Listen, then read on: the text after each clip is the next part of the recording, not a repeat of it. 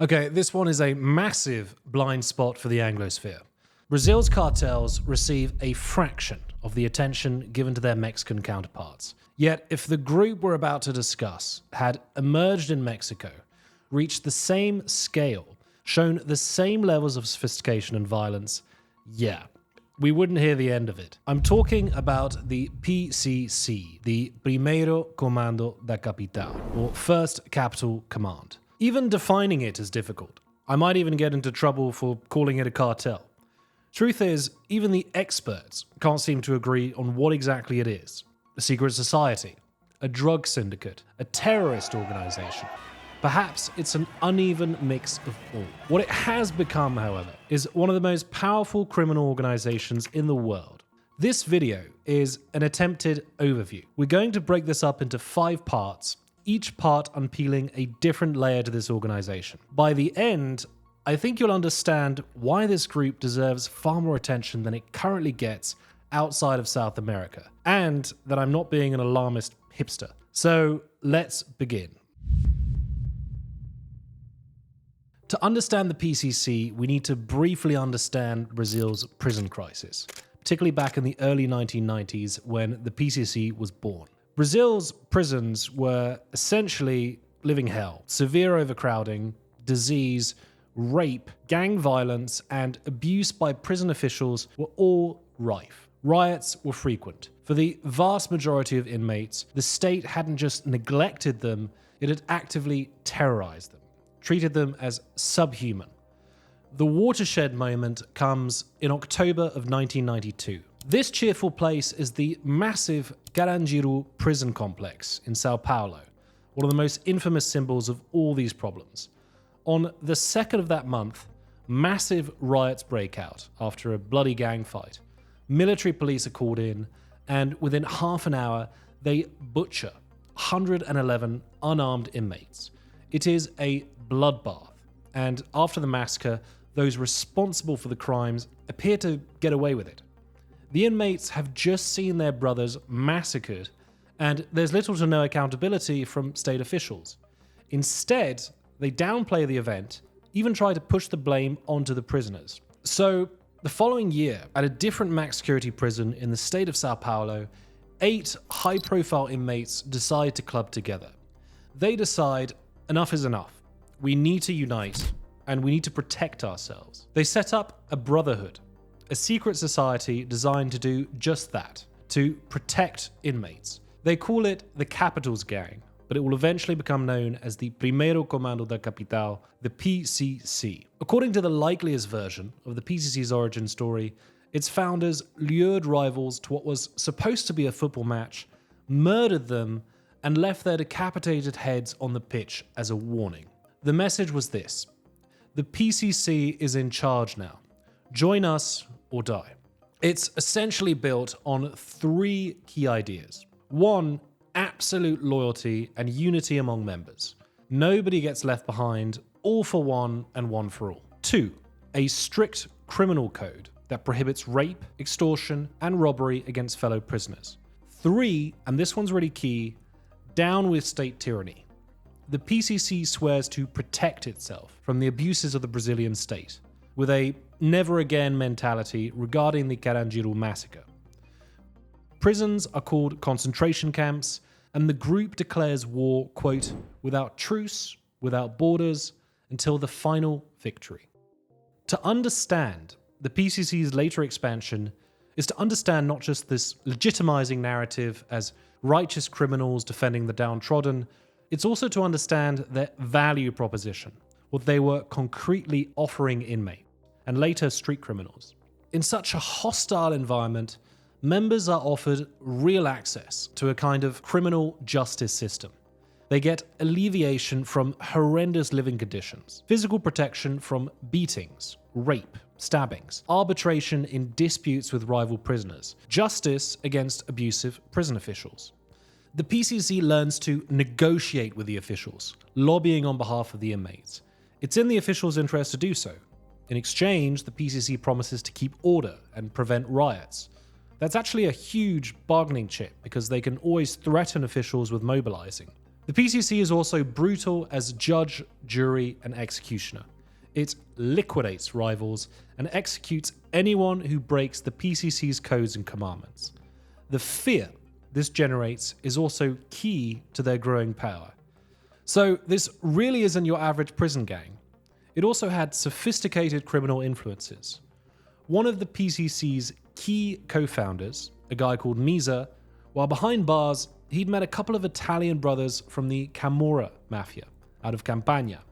From them, he got a crash course on how the Italian mafia clans worked, their ethos, their structure, rituals, operations. Many of their ideas are injected into the PCC on Misa's insistence. So as a direct result, the PCC now has baptism rituals. They've got compulsory monthly membership fees, called the cibola, or onion. The Mafia Code of Silence, or l'omertà, is strictly enforced. Traitors, informants, anybody who forgets about their jailed brothers are executed. This mafia-like, more corporate setup is the Italian influence, and it's there from the get-go. But there's another key influence that leaves its mark about a decade later. By the early 2000s, the PCC has quietly spread across much of Sao Paulo's penitentiary system, with a criminal hegemony in the state, a widely respected monopoly on criminal justice, and territorial influence beyond prison walls inside of Sao Paulo's favelas. The influence I'm referring to, according to analysts, is this guy, Mauricio Hernández Norambuena. He was a Chilean guerrilla leader, trained by the Cuban army, and he was wanted in Chile for assassination and terrorism charges. Like the Italian brothers, he also gives PCC leaders, and one in particular, an invaluable crash course in guerrilla and terrorist-style tactics. At this point then, we see the PCC flirting with two very different criminal philosophies and potential avenues. One is the quieter, mafia-style entrepreneurial route. The other is the radical, guerrilla, terrorist-style route. Both advance PCC criminal power, and both advance its more political objectives of protecting inmates. Of course, each comes with its own set of pros and cons. In the early 2000s, this debate actually splits the PCC's leaders. Many of the co-founders want radical war against the state and Brazil's financial institutions. But then there's this new figure who'd recently joined the fraternity and had quickly risen through the ranks. I'll let him introduce himself. Marco William Ervas Camacho.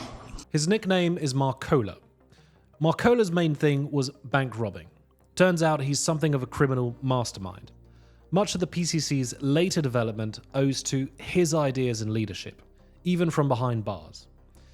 He, for one, isn't initially against insurgency, but he does favour entrepreneurial expansion. He especially wants the PCC to dominate the wholesale supply of narcotics for Brazil's domestic market. Ultimately, it's his vision for expansion that prevails. He seizes power in 2002. It's off the back of a feud with two of the PCC's co-founders who'd ordered the murder of his ex-wife. He has them purged from the PCC, and most members rally behind him. Under Marcola, the fraternity starts tapping into its real potential as a burgeoning drug syndicate and as a parallel justice and government system inside but also outside prison walls. We've seen the appeal for inmates fearing for their security. Increasingly, though, there's also the entrepreneurial appeal, a rapidly expanding criminal ecosystem providing members with access to knowledge, contacts, loans, and other resources. For criminals out on the street, joining the PCC means insurance if and when they get arrested and locked up. They know they'll be in safe hands. So these are the carrots, but there are of course the sticks. As the PCC recruits more members, it gets stronger and it gains a criminal monopoly across the state of Sao Paulo, to the point where resisting or opposing them becomes dangerous.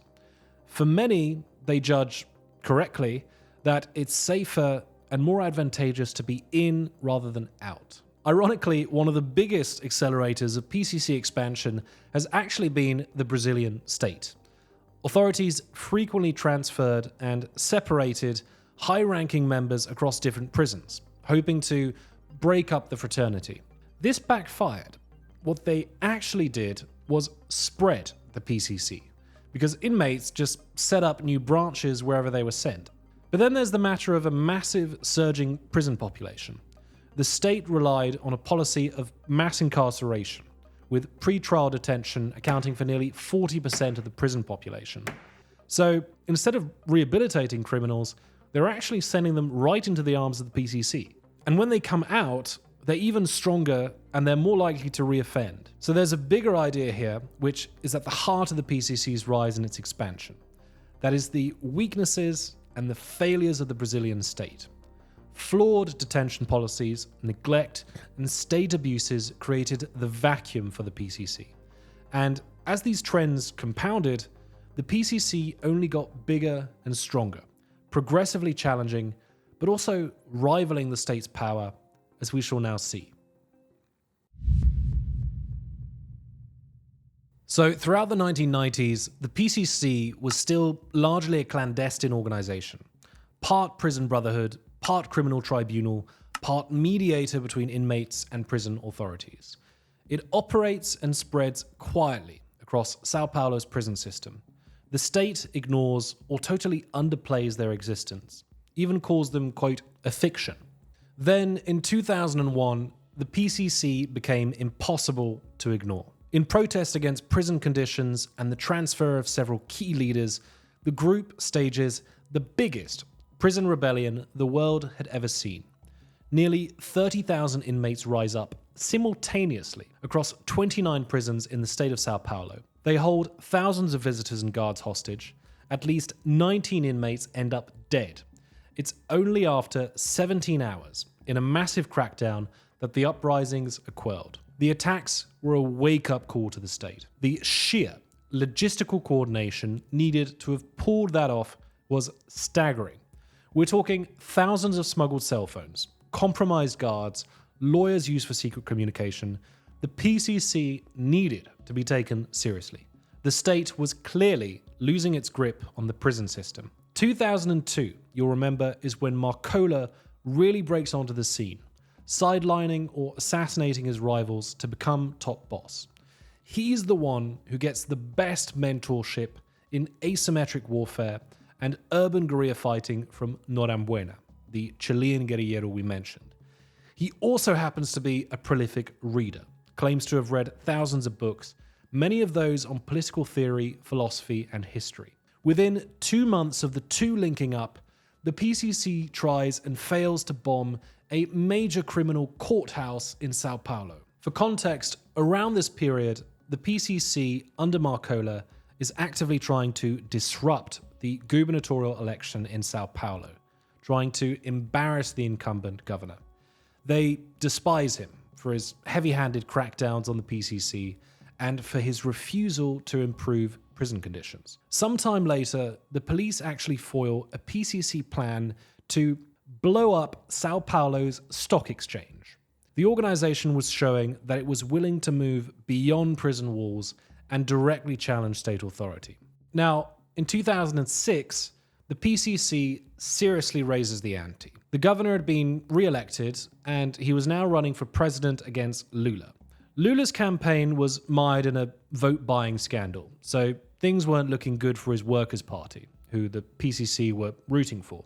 Prisoner conditions and rights were still barbaric, and to top it off, the state had again tried to transfer hundreds of PCC leaders off to maximum security facilities, including Marcola. Let's put it this way, Sao Paulo was not ready for the retaliation. If the 2001 rebellions involved 29 prisons, this time the figure came close to 90. And it wasn't just inside the prisons. Thousands of PCC members and affiliates out on the streets stage an estimated 274 attacks.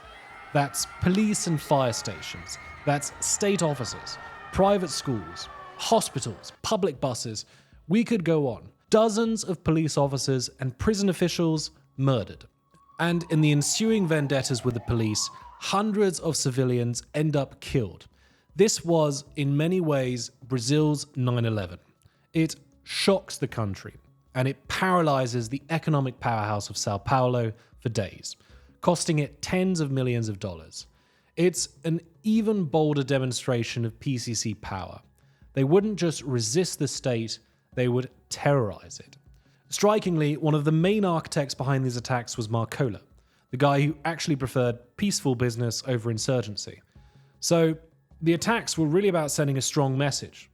Back off. We're serious. If you carry on terrorizing us, trying to weaken us, we will terrorize you. And since about 10 of the prisons involved were outside the state of Sao Paulo, there was another message. We're going national. The attacks continued in waves over the next few months. At one point, the PCC even kidnapped a journalist and forced Brazil's leading television network to broadcast a statement from the organization. According to the political scientist Ryan Berg, the terrorist attacks not only forced the government to change its security policies, they likely influenced the outcome of the 2006 presidential elections. Because of how slow and poorly managed the state response was, the governor of Sao Paulo we mentioned, and the aspiring president trying to unseat Lula, he loses much of his credibility with voters. He's seen as especially weak for having reportedly sent a delegation to negotiate directly with Marcola inside a prison. So, Marcola gets his way, Lula and the Workers' Party come to power, and the PCC have now much more leverage to consolidate and expand. Something very interesting happens. From 2006, homicide rates in Sao Paulo start to plummet. In the 90s, the state was one of the most violent in the country, known for its never-ending, murderous vendettas in the favelas. Today, still the PCC stronghold, the state of Sao Paulo is one of the safest. And we often see the same trend with other territories under PCC hegemony. Much of that is a testament to their peacekeeping and parallel government systems, banning firearms, mediating disputes, punishing troublemakers.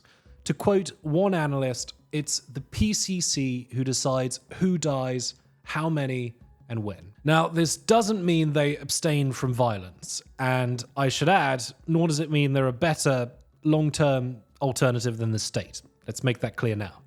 When expanding into new territories, they normally trigger huge spikes in violence as they take local gangs head-on, usually after failing to partner with or absorb them. As for political violence, the scale of the 2006 attacks hasn't really been repeated. 2012 saw bloody attacks against hundreds of police, and there have been numerous assassinations, some foiled, over the years targeting law enforcement, prison guards, and judicial figures. Broadly speaking, though, violence has become more targeted and symbolic.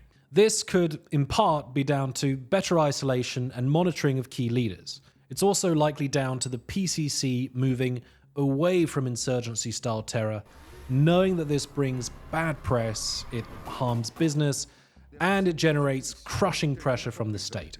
So rather than openly confronting it, the PCC starts focusing more on expanding territory and absorbing rivals, on infiltrating institutions, governing the favelas, and diversifying its criminal businesses. If we were to compare it to Colombia's cartels, it starts to look much more like the Cali cartel rather than the Medellin cartel. It doesn't want to secede, like FARC, for example. It wants to protect and advance the interests of the PCC as a governing entity for criminals, as a governing entity for state-neglected territories, and as a criminal enterprise. But the events of 2001, and especially 2006, revealed something important. It showed the state and the world what it's capable of. And this was 20 years ago. The organization then was a shadow of what it is today. Let's now take a closer look at the inner workings of the PCC. How is it really structured? Where does the power lie? Just how big are they? The PCC of today is a completely different beast from the PCC of the 90s. In its early years, it operated through a fairly traditional top-down command structure. Then Marcola steps in, and he believes this runs counter to the PCC's ideals of unity and brotherhood. Perhaps more importantly, it becomes clear that it wasn't practical. and for several reasons. One, the organization was spreading quickly across prisons, cities, and eventually states. Two, despite how creative the PCC is at communicating from behind bars, communication can be risky, burdensome, and not always needed. Three, conditions varied enormously from prison to prison, state to state, so local members were often best placed to understand the particular needs on the ground. Being a pragmatist, Marcola passes reforms to democratize and decentralize the leadership structure. PCC members gain significant autonomy and decision-making becomes devolved and very often spread out across different layers of the organization. Instead of command, it looks more like coordination. Altogether, this makes it more flexible, more resilient, and much harder for law enforcement to dismantle. But this doesn't mean the PCC is without a head. At the top, if they'd allow us to call it that, sits the General High Command, the Sintonia Final Geral, including Marcola and other senior leaders. They're responsible for major strategic decisions, for resolving the most serious disputes, and overall policy. Their decisions are often circulated through internal communiques known as salves. Below them, you've got a whole network of groups they call sintonias, roughly meaning harmonies or wavelengths, where members get in tune, as it were. In corporate terms, a sintonia might be a board of directors, it can be a committee, a regional HQ, a corporate division, or a specialized department. Pretty confusing, and law enforcement doesn't totally understand how all of them work. Some oversee leadership and coordination. Others handle prison welfare, legal affairs, communication with the families of inmates. Some manage administration, say the PCC's extensive membership records. Others focus on the criminal economy itself, overseeing everything from finances to major drug trafficking operations. Here's an excellent breakdown from Insight Crime, showing just some of the sintonias we know about. Feel free to pause the video and have a read. This is from 2020, by the way, so law enforcement has likely discovered more sintonias since. Again, the system appears to be pretty flexible, operating on an ad hoc basis. Not every prison or territory might need the same departments. In prisons under PCC hegemony, you'll typically find sintonias for administration, finance, and inmate services, but the number of representatives will vary across the board, again depending on local needs. Local leaders often make decisions independently, and responsibilities can shift as members move in and out of prison. In many cases, though, authority is distributed across several figures rather than concentrated in one person. And this makes it extremely difficult for investigators to identify who's ultimately responsible for a given operation. All this flexibility has been one of the PCC's greatest strengths, and it's part of the wider value package for members. Remember, a lot of them are criminal freelancers, so they'll receive the PCC's old school perks of protection, of dispute resolution, and support if they're jailed, but they also have access to its criminal ecosystem, access to contraband on a consignment basis, to trafficking routes, suppliers, loans, weapons, vehicles, a trusted network of criminal contacts. They also get the soft power of the PCC brand itself. So as the organization expands, membership increasingly becomes an economic opportunity as much as a security arrangement. And the more traditional requirements for membership, like baptisms and membership payments from prisoners, are deliberately relaxed or dropped altogether for pragmatic reasons. That said, the old values do still dominate. The PCC isn't a revenue sharing system, but members are expected to contribute to the wider brotherhood beyond just paying membership fees. They're expected to be ambassadors and to be self-sacrificing. Enriching oneself while forgetting your incarcerated brothers isn't just poor taste with the group, it can be punishable by death. So how big is the PCC today? Estimates vary, but by 2023, the organization was believed to have roughly 40,000 members. By comparison, Mexico's largest cartel, the CJNG, had an estimated 30,000 members around that period. But then we need to consider that the PCC also had an estimated 60,000 contractors. And if you consider their influence over swathes of the prison system across Brazil and Paraguay, their hegemony over territory and markets, and their international reach, the figure is likely in the millions. So the prisons are still the backbone of the PCC's identity and recruitment, but most of its economic power, its territorial influence, and its international reach lie far beyond prison walls. Though perhaps not the wealthiest, the PCC is now the largest drug syndicate in Latin America, if not in the world. I don't say that lightly. Today, it dominates supply for Brazil, the world's second largest cocaine market after the US. And Brazil has become one of the main points of departure for the world's cocaine. If the Mexican cartels supply North America, Brazil largely supplies Europe. An estimated 80% of the PCC's revenue comes from drug trafficking. We briefly need to trace how the PCC goes from a prison-based secret society to a transcontinental drug syndicate within less than 2 decades. Again, it's really Marcola, who in the early 2000s is trying to expand the PCC's source of revenue beyond membership fees and things like raffles.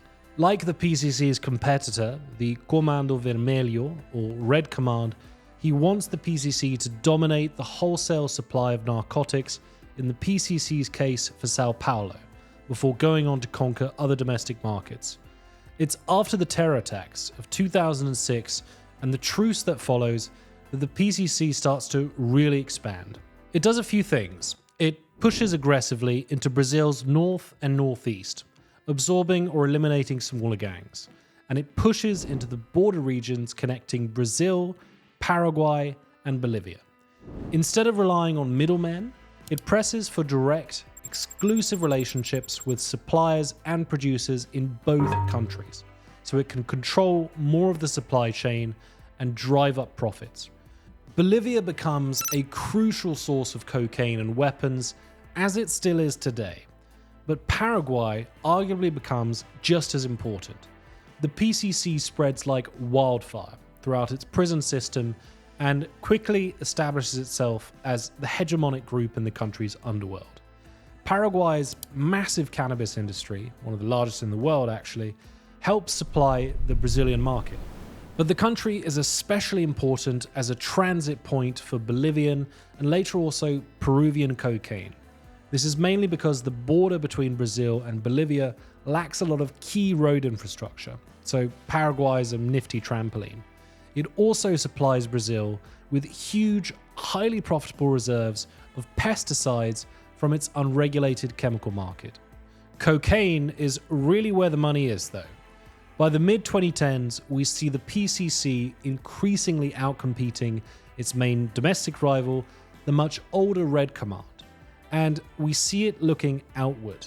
It is the first major crime syndicate in Brazil to really tap into the country's massive narco-geographic potential, with the world's largest cocaine producers to its west and thousands of kilometers of Atlantic coastline to its east. And it does so on a scale and degree of sophistication no other Brazilian group had ever come close to achieving. Through the porous, under-policed, often corrupted borders of Bolivia and Paraguay, then progressively through Peru, Colombia, and Venezuela, the drugs come flowing into the PCC's elaborate supply chains and up to Brazil's many ports. The Caipira route, as it's often called, is one of the most heavily trafficked in the world. The operation's crown jewel is the port of Santos in Sao Paulo. It is Latin America's busiest port, so from the sheer volumes of cargo, it is a smuggler's paradise. The most common methods we see are 1. PCC-linked front companies disguising drugs among legit goods, 2. Drugs smuggled with legit cargo without the actors knowing, often using corrupt port workers, and 3. Underwater divers attaching drug canisters directly to cargo ships. By the mid-2010s, an estimated 80% of the cocaine leaving Brazil bound for Europe was passing through the port of Santos. Today, due to law enforcement crackdowns on Santos, smugglers have diversified to other ports like Paranaguá and Salvador. Europe is really where the money is. If a kilo of cocaine from Bolivia fetches around 1,500 US, that can climb up to well over 30,000 US dollars in European markets. No wonder then that cocaine represents about 90% of the PCC's exports. Of course, drugs aren't the only business. The PCC has proven itself as formidable bandits. Starting light, the PCC have been experts at vehicle theft for decades. Cars have long been an export the PCC has bartered in exchange for drugs and arms out of Paraguay and Bolivia. A very profitable system for both ends. They're also big on cargo theft, say on motorways. ATMs? The PCC has dynamited and looted thousands of them over the years. These already take planning and coordination, but then we have the bank robberies. This was Marcola's specialty before joining the PCC, and it's believed he got legendary street credit for it in Brazil's underworld because of the sophistication of his raids. As it turns out, PCC members and affiliates have been behind some of the most spectacular Hollywood-style bank robberies in South American history. Some of these were staged without a single shot fired. One of the most famous was the 2005 robbery of Brazil's central bank. Thieves had spent months digging an 80-meter tunnel to a vault before escaping with roughly 70 million US dollars. Others have looked more like military operations than robberies. Take the 2017 heist of the private security and armored vehicle company Prosegur in Paraguay's Ciudad del Este, just near Iguazu Falls. It was the biggest in Paraguay's history. About 50 heavily armed men turned the city into a war zone. They torched cars, they rained hellfire on police stations as a decoy tactic, and they broke into the fortified safekeeping company, taking off with anywhere between $8 and $40 million. The raid involved sniper units, explosives, high-powered speedboats, and anti-aircraft guns. There have been others, just as creative, just as bold, with levels of organization and firepower normally associated with insurgent groups. And the sophistication is well and truly on display in other fields. An investigator speaking in the late 2010s is roughly quoted as saying, "Once the PCC learns how to launder money properly, God help us all." That day is now long past. To conceal its vast illicit fortune, you get the usual suspects. You get luxury real estate, commercial properties with fake mortgages, front companies dealing in commodity exports like exotic fruit. But they've also used social media influencers. Great assets because they're surrounded by opulence, they manage great laundering opportunities like raffles, and few investigators, at least until recently, prod into the source of their funds. Then there's the Wild West of digital finance. A historic investigation by the Brazilian government revealed in 2025 just how entrenched the PCC was in Brazil's financial system. It has embedded itself in Faria Lima, Brazil's Wall Street, using a labyrinth of frontmen, of digital banks, investment funds, and scarcely regulated fintech platforms. This has allowed them to move and grow hundreds of millions of dollars through thousands of shell accounts, blending dirty cash with legitimate commercial revenue. This is notoriously difficult for traditional compliance systems to flag, and they're using cryptocurrencies, which they've especially used for large international payments. The same investigation uncovered a multi-million-dollar scheme in the energy sector, to name just one, where the PCC was buying huge volumes of methanol to adulterate into gasoline. The investigation found they controlled 17 fuel distributors, 2 maritime port terminals, a fleet of over 1,600 transport trucks, and nearly 1,000 gas stations across Brazil. So, yeah, the PCC is sophisticated. It's now heavily diversified, and it's very adaptable. That's one of its greatest strengths. By the time authorities learn how the PCC is making money in one sector, it's already expanded into several others. We're not going to go too much into law enforcement today, as this is a big topic, but this does bring us to the final section. We need to hammer home that the PCC is not just a problem for Brazil, it's now a problem for the world.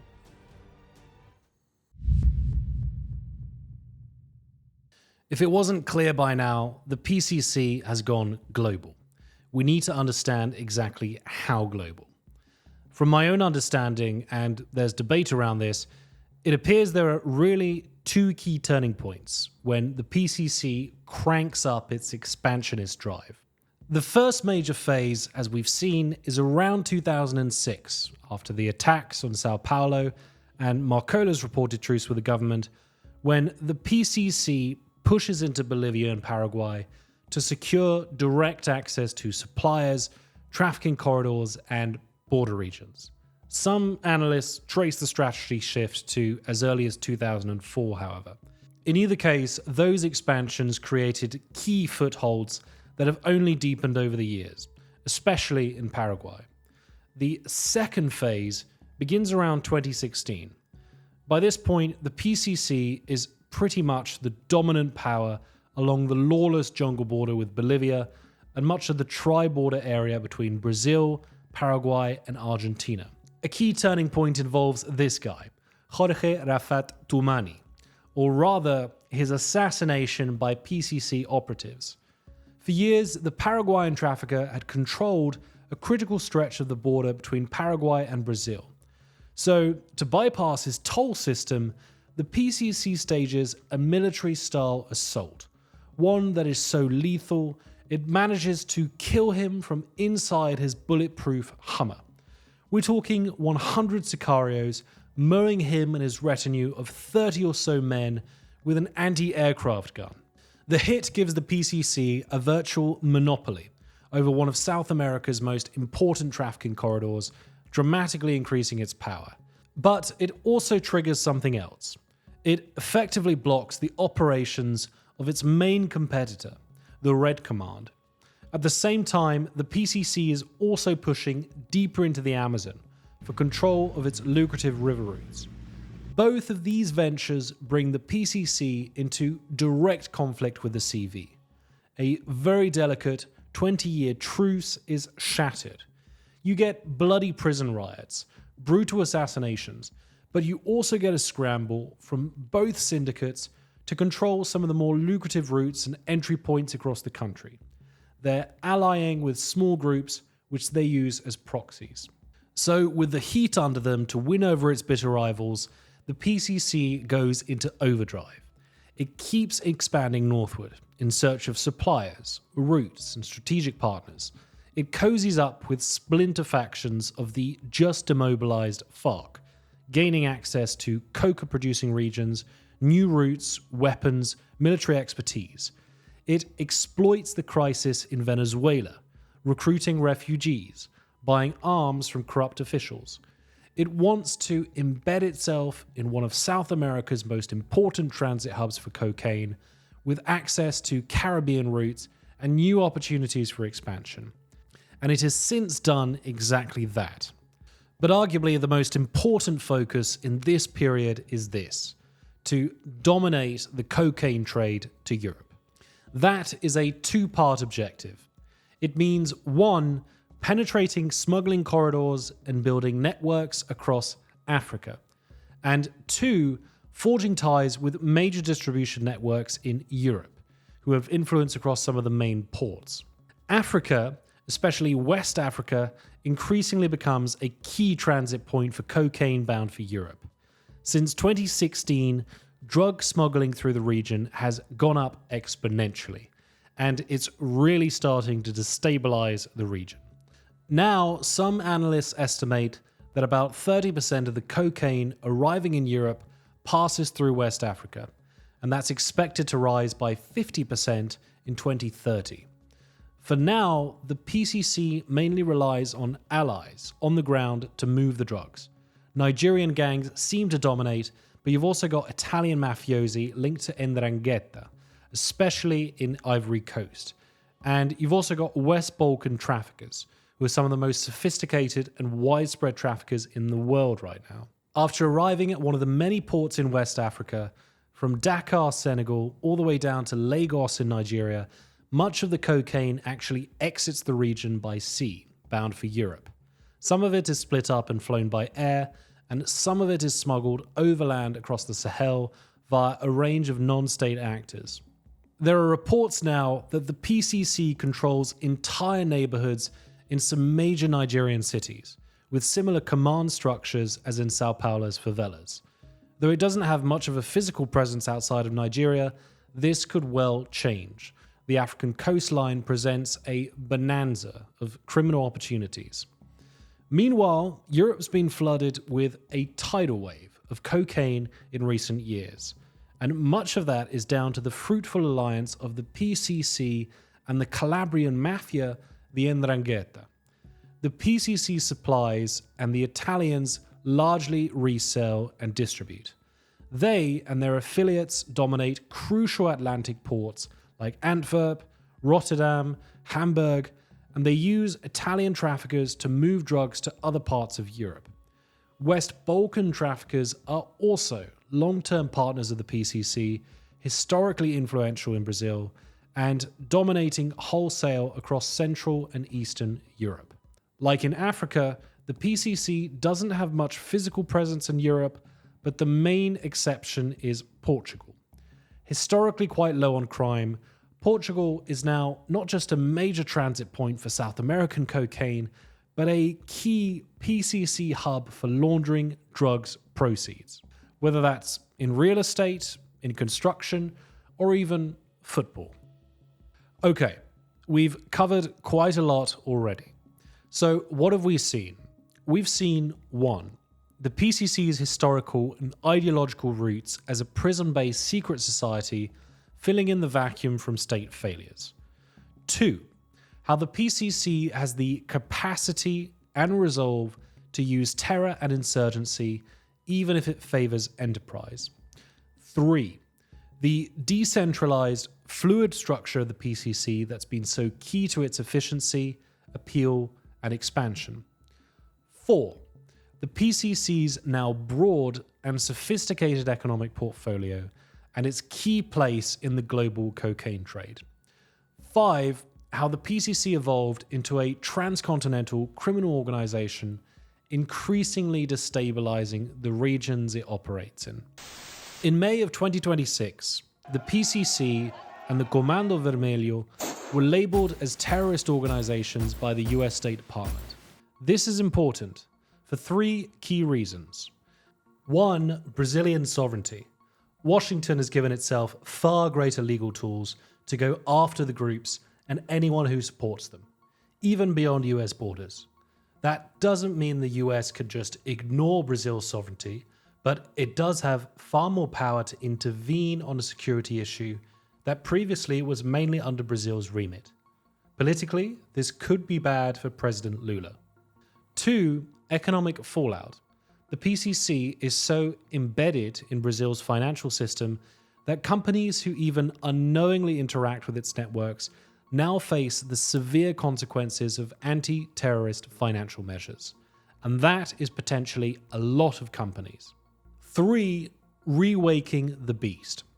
History shows that when the PCC is cornered and outraged, it can hold an entire city hostage. This is not a prediction, but with the likelihood of increased pressure now, violent retaliation is a growing possibility. That's all for today. Share your thoughts in the comments and stay tuned for more. This is not the last you'll be hearing from me on the Brazilian cartels.